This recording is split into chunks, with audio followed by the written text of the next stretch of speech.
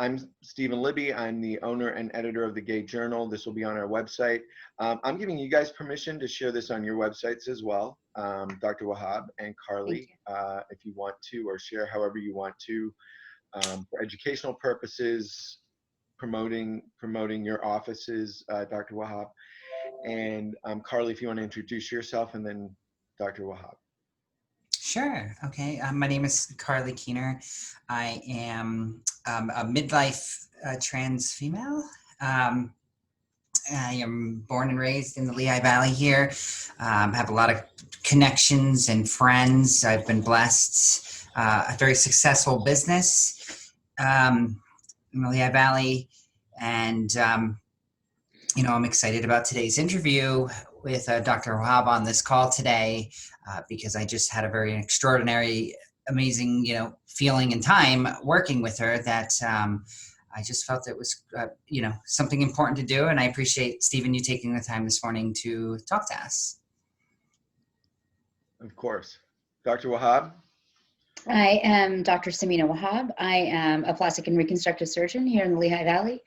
I started my practice 19 and a half years ago after I completed my residency training here at Lehigh Valley Hospital. I do all sorts of general plastic surgery, sort of including the whole array of plastic surgery. But I also do a lot of top surgery. A lot of my patients are female to male transgender individuals for whom I do mastectomies, chest masculinization surgery. I also, of course, do breast augmentation for male to female transgender patients. And I do a whole host of other plastic surgery. Excellent. So I received an email from Carley. I'm just going to start at the beginning, I guess. I received an email from Carley suggesting this video interview. And so while I have some questions, I kind of would like to have Carley explain what her experience was that prompted her to want to do this interview. Sure. Okay. So obviously, as we all probably, any surgery is a scary surgery, and it brings out a lot of emotions. For me to get top surgery took a lot of contemplating and research and time, and I actually visited 2 other practices before I came across Dr. Wahhab's firm. And the other 2 practices, which I won't mention any names, I just didn't feel comfortable. I went in and it was very just, you could tell, like textbook. Okay. It's just more of a, you got 15 minutes with me and that's it, and have a good day. And I didn't really feel comfortable with that, to the point where I was actually going to say, I'm going to hold off on this. There's too many negative things in the way with, coronavirus and just doing all this at the same time. So and then I reached out to a friend of mine who then referred me to Dr. Wahhab, and we scheduled the appointment. And I think when, I felt great emotionally, I left that office. Like when I was in the office, I felt so comfortable and just almost like someone I can connect with. I didn't feel rushed. I mean, she's just very much, I guess the mannerisms is very, personal in a sense. When I walked up to the building, you walk in and you see a pride flag right on the sticker on the window. And I think, there's a sense of kind of like a home feeling, I guess you could say, when you kind of see that, the mentality of who the people you're walking into. So, and I totally got that experience. So when I left there, it was just, everything became clear after meeting Dr. Wahhab, and for me to move forward with this, to the point where, and it's probably not typical, or maybe it is, but to the point where I actually received her cell phone for questions and concerns and this and that. And she was so responsive of getting back to me. Like literally, I think the doctor profession, because everyone's so busy, is like the attorney, where you're going to text the attorney and get something tomorrow, right? If you're lucky.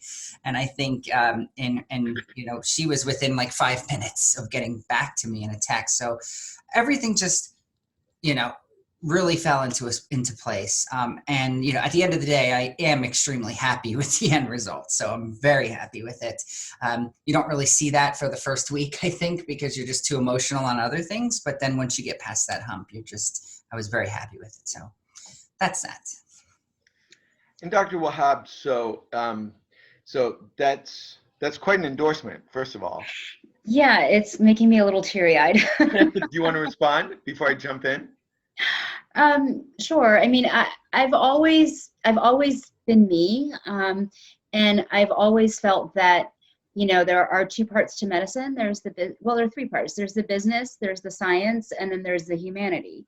And I think that very often the humanity part gets lost. And unfortunately, it's not something that we're trained on in medical school. It's becoming more prevalent now. But so many physicians are scientists and business people, kind of put together. But we're not treating an experiment. We're treating a patient. We're treating a human being who needs to be heard and who needs to be understood and who needs to feel comfortable. Yeah. And so my practice has always been that way. I think I guess a little more laid back. Even back when we were designing the latest version of our website, we have a rainbow flag, and the web designer wanted to put on there, "We accept everyone." And I said, "We don't accept everyone, we welcome everyone." There's a big difference in saying, "I accept this, like I'm okay with this," yeah, versus saying, "Come in, we're welcoming you, we want you here." And I think that's important, especially for the trans community. I think it's important for everyone, but I think that it's even more important for the trans community. And I've had several instances of people coming in and not knowing me yet and not being sure what they could or couldn't say, and sort of trying to explain to me their story and being so hesitant. And I'm look, it's okay. This is me. You can tell me anything. I am with you. I had a patient many years ago, probably 15 years ago, who was a gay man, and he did not reveal that. His emergency contact that I was to call after surgery was his boyfriend for many years, but he didn't tell me that. And when I called, he was kind of very, "Oh yes." I said, I'm calling to tell you that Tom's surgery went well, everything went well. And all of a sudden he just said, "Oh, thank goodness, I was so worried." And then I went and I talked to Tom and I said, "You can bring him to the office, it's fine." But it's so common in, that there's so much prejudice out there. And it's really sad that people can't get basic good healthcare and feel comfortable bringing their partners in and their significant others. And things are definitely changing, but medicine is old and conservative. Mm-hmm. So it's going to take a long time. Yeah, I think that's absolutely true. I've done presentations about that. We did a short documentary about interviewing LGBT people across the ages and asking them to express what their concerns are when they get older. And mm-hmm. for 75 to 80% of them, number one issue was healthcare. And right. that they already feel like they're not comfortable talking with their physician, specialist, getting treated equally or the same in a hospital setting, especially like what if they have to go to a nursing home? Do they have to keep their LGBT, status to themselves? Are they going to be able to mix and mingle? Are they going to be able to talk to the staff there? How will people respond? So I think it's very important to normalize it, make it a comfortable situation for people to come into your office. I'm a social worker by profession, mm-hmm. and that is very, very important. I mean, I would even go one more step. I think it's awesome that that you guys say accepting, I would say celebrating, you know, everyone. And that's what I think. I think that that's just so important to make people feel comfortable, like Carley and anyone else that comes into your office just to see that little rainbow sticker. I think it's really important for that to be there. And I think you seem welcoming anyway and approachable. So I would think that people feel that way if they're not so overcome with anxiety of just having this medical procedure. And again, not knowing if you are gay friendly or not. So anyway, so we know that you are. Why is it important to you to be welcoming and to the LGBTQ community?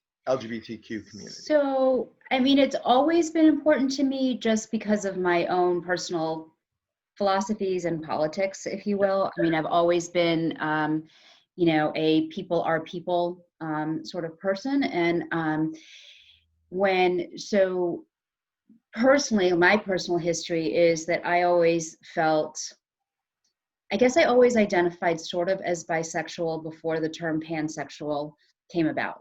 So I always identified as I love this person or I'm attracted to this person, and the gender specificity didn't matter to me.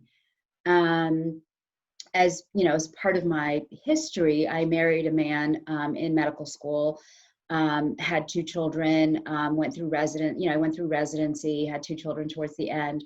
And, you know, so the people around me just assumed I was a heterosexual married female. And I would hear a lot of things from physicians like, oh, talking, and I don't even want to, I don't want to even present this because it just feels awful. But saying derogatory things about a transgender female, for example, who was in the emergency room with abdominal pain. And I was an intern, and the attending called me and said, you have to go check he, she out and see what's going on. You know, things like that. And I'm like, okay. And he said, well, aren't you going to respond to that? Aren't you? I said, I have no reaction. There is a patient in the emergency room with abdominal pain who has this surgical history, and I will go. But he was fishing for a response. He was fishing for me to say, you know, or I'd have, you know, like another surgeon who would use the word dyke to describe a woman he didn't like. And I just kind of looked and said, oh, is she gay? And he said, no. And I said, well, then why'd you like, why are you using a slur in general? And then on top of it, like, you know, but it was kind of like, I would just always try to stop those things. You know, a resident might say, oh, I can't stand those people. And it was like, you know, she's one of those because a woman was in the hospital for a procedure and her significant other was there, her girlfriend was there. And it's so hard because it's, the only reason it's not or wasn't more common is that people weren't so out, right? So it was the very small population of people who were out who I would then hear about, and I would try to correct people and change their mind about things. I mean, it's the equivalent of racism and everything else. So fast forward, I started my practice. My ex-husband and I used to go to Pride events. We went to Pride, you know, we took our baby to Pride at Cedar Beach because that's just who we were. And we ended up divorcing. And then, you know, Shane, we met after the divorce, and then, you know, that's who I fell in love with. And at that time, she basically identified as female, butch, lesbian, but has really now come to realize over the past few years that she's non-binary. So we have started to work in the they, them pronouns and things like that. But so that didn't change how I felt. I mean, I still was in love with the same person. We've had friends who have broken up because they thought they were a lesbian couple, and then one of the people became, you know, realized that he was trans, and then the female eventually said, well, that makes us a heterosexual couple in a sense. I'm a lesbian, so this is not good for me. Like all these different things. So I don't know, it's a very long story. You can edit that as needed. And we can talk more about it over martinis at a happy hour when this pandemic Absolutely. is over. Absolutely. So I think, not to get off onto a different track, but I did want to comment that I think that pansexuality and non-binary, I mean, it seems that I don't know, it seems like that's the way things are going a little bit, the more that I read, especially about younger people that Hmm. are coming out or realizing that they're maybe just not heterosexual and or they don't want to define themselves by words that have been Right. created a long time ago that don't necessarily fit anymore Right. when we're trying to compartmentalize or box people, label people. Right. Right. And the word sex is always integrated into that, right? Like heterosexual, homosexual, Yeah, transsexual, whatever, all of those things. But it's not about sex. right. It's about human emotion. It It's is, about right. who you care about. And I think that is definitely changing. And even like through medical school, even college a bit, I always thought that there aren't fine lines in dividing things between who you're attracted to and who you're not attracted to, uh, from this is a cisgender male or female or whatever. I think that there is a broad range of human sexuality that has become narrowed by societal rules, and what is accepted and not accepted.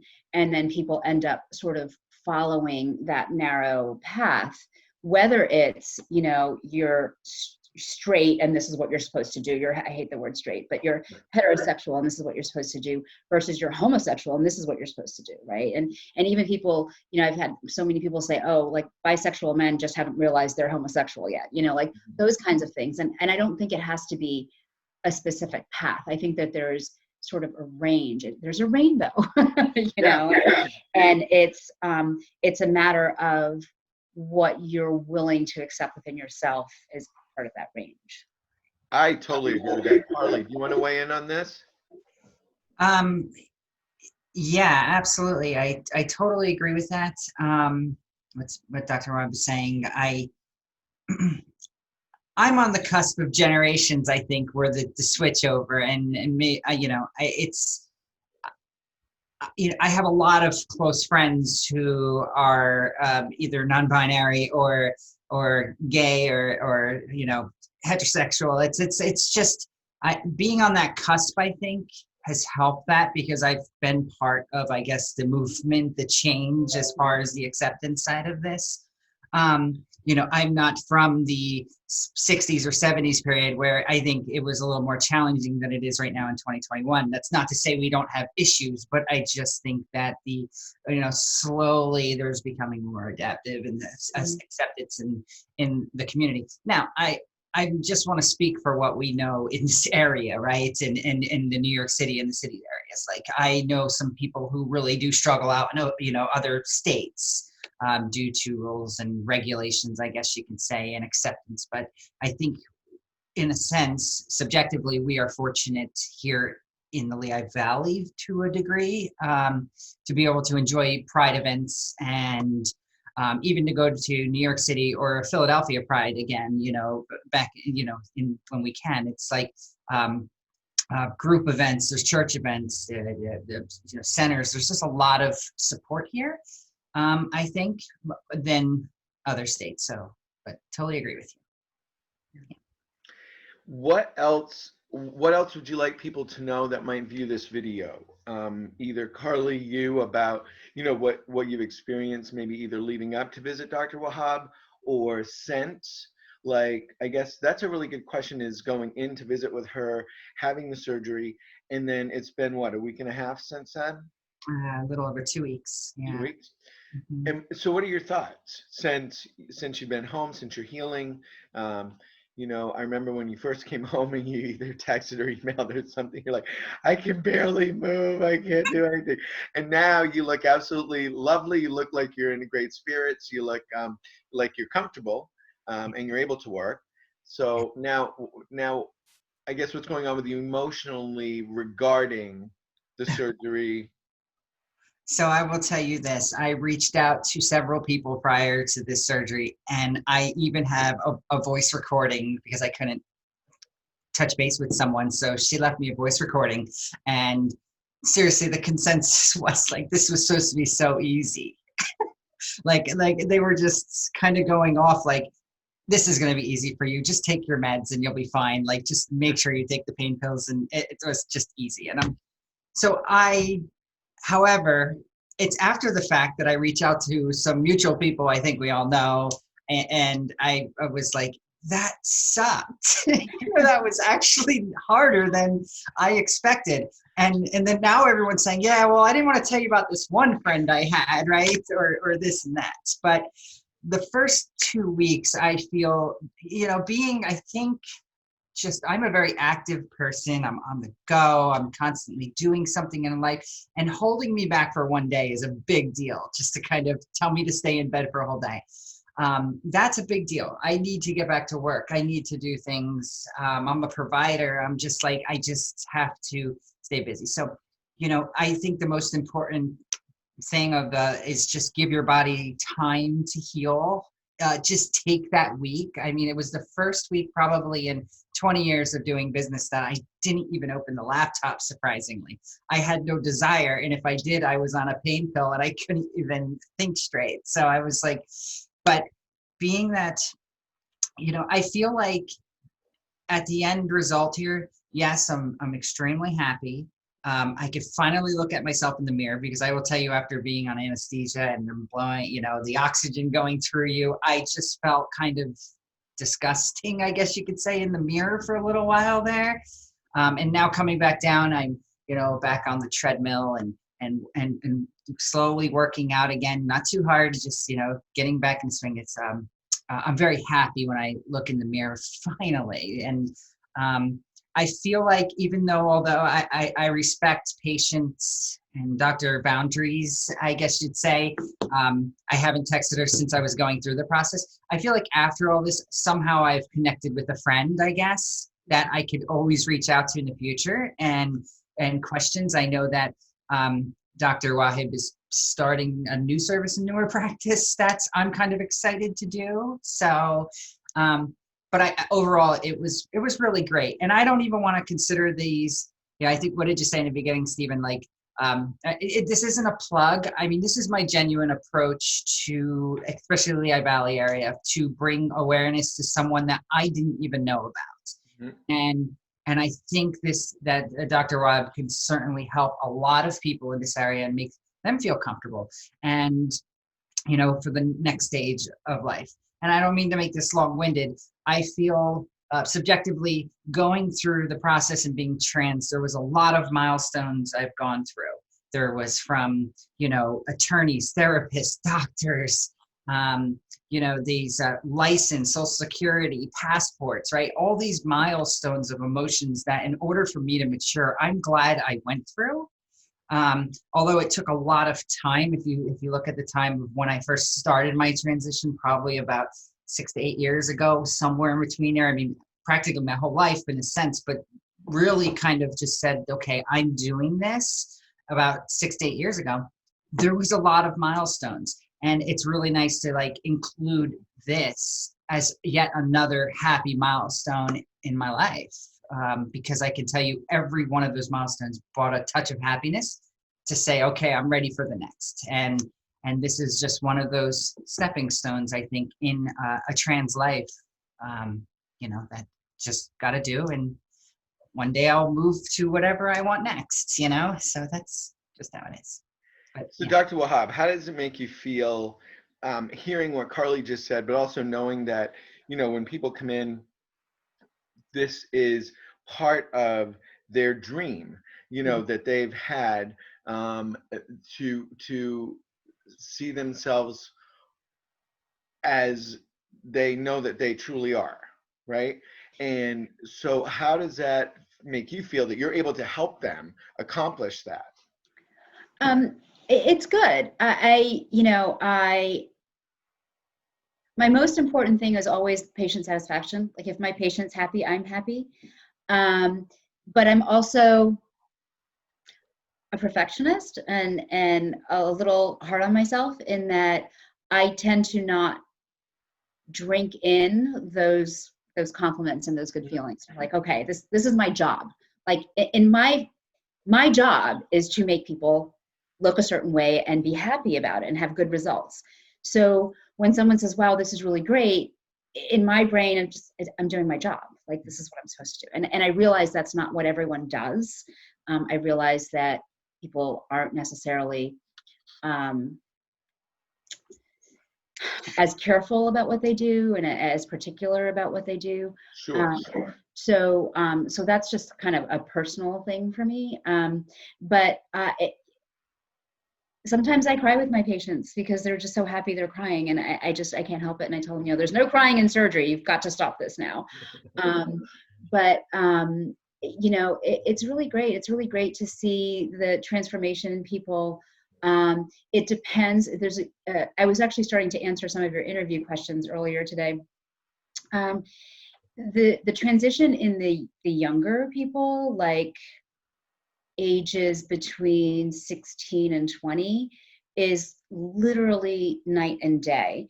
And this is especially for my female to male transgender patients. They come in after their surgery, and they, before surgery, so many of them are just very shy and have their shoulders hunched, and they're very introverted. And within a few days, they're like a completely different person. And they have confidence, and they're talking to me, and they're looking me in the eye. And part of that might be the age and being afraid to speak with a physician. But I think a big part of it is they can stand up now and feel good about themselves. And that's pretty amazing. And they, as far as, the other patients that are sort of in the older, range is from, like there's sort of these differences between the age groups, like 20 to 30, 30 to 40, 40, as far as like their responses. But overall, people just feel like they're in their true bodies. They have a lot more self-confidence. They are just, they're excited. When I tell them, like when I tell Carley that she can stop wearing her surgical bra, that's going to be another little milestone, a little tiny one, that's going to be like, yay, I can go out and, buy fancy, pretty things and things like that.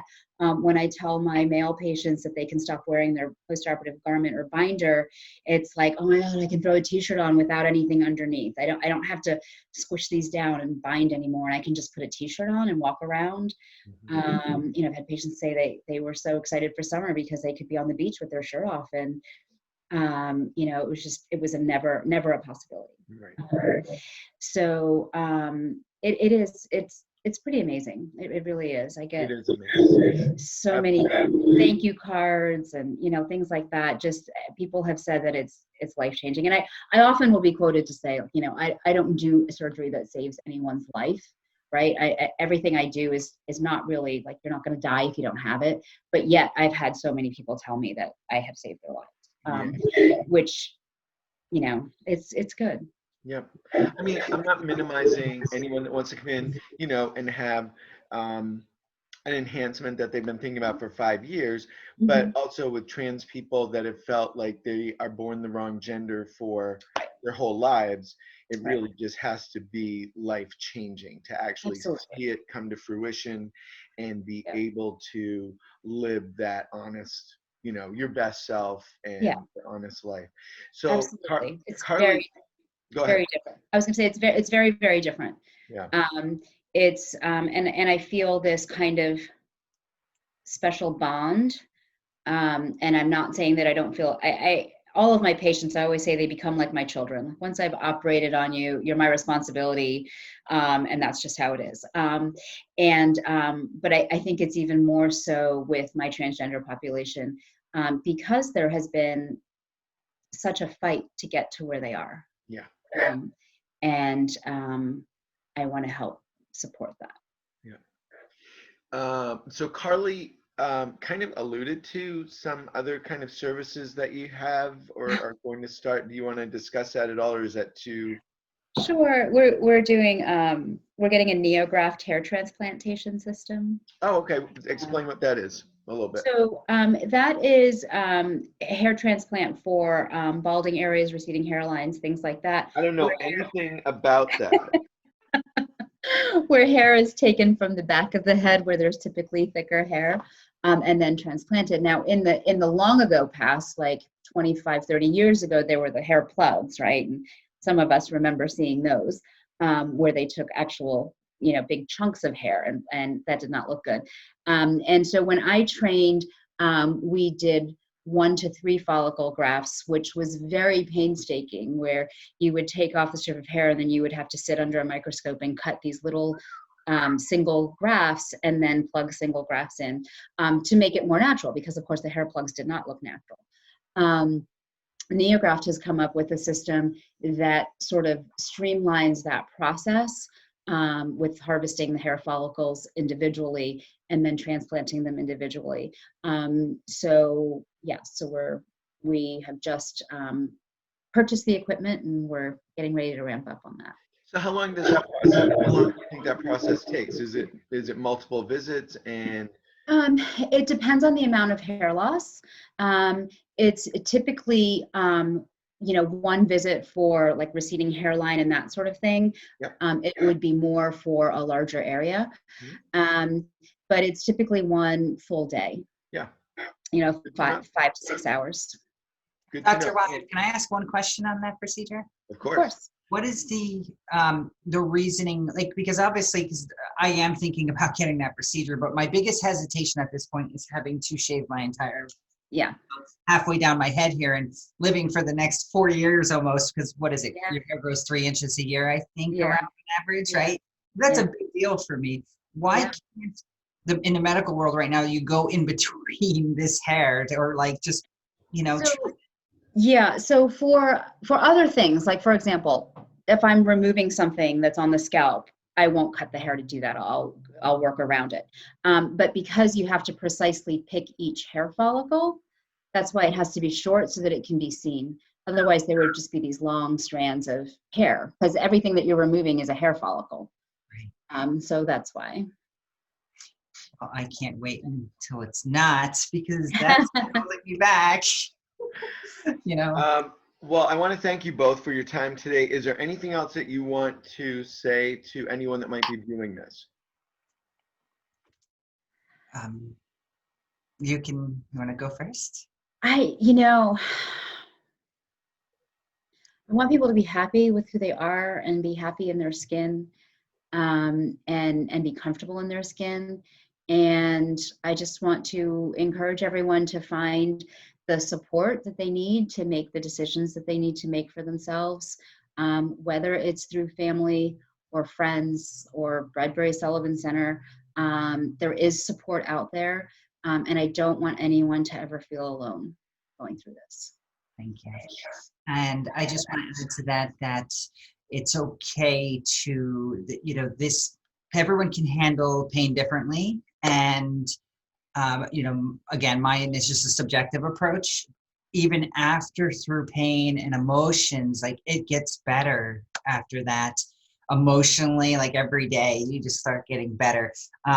But don't underestimate yourself, your body, and really just give this time you need with work or engagements. Make sure you have support at home prior to going to this, like some people that can assist with the process, because at the end of the day, it can be challenging, but it's well worth it. And I thank you again, Dr. Wahhab, for everything you've done for me. So thank you. Yeah. Thank you You're for welcome. all you've done for the community. Carley, thank you for this reminder about Dr. Wahhab being there for the trans population and for everyone else. And I really appreciate both of your taking some time today to discuss this and help explain it to people that will be viewing this. Awesome. Thank you very much. Thank you. Have a Take great care, day, stay everyone. healthy. Bye-bye. You as well. Bye-bye. Bye.